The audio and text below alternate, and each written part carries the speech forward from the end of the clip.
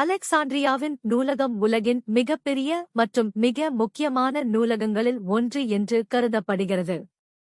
இது முதல் புவன யுகத்தில் 3ஆம் நூற்றாண்டு கிமு எகிப்தில் அலெக்சாண்டர் மகான் உருவாக்கிய நகரத்தில் டொலமி இராஜவம்சத்தவர்களால் நிறுவப்பட்டது.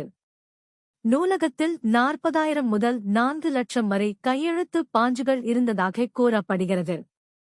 கிரேக்கம், இந்தியா, எகிப்து, மெசபொத்தேமியா, சீனா போன்ற நாடுகளின் அறிவியல், தர்க்கவியல், மருத்துவம் மற்றும் கணிதம் குறித்த நூல்கள் இருந்தன.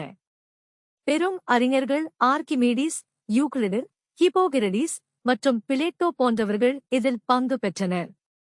பல வரலாற்றாளர்கள் அலெக்சாண்ட்ரியாவின் நூலகம் ஒரே ஒரு நிகழ்வில் அழிக்கப்படவில்லை, அது பல ஆண்டுகளாக மெதுவாக அழிக்கப்பட்டிருக்கலாம் என்பர்.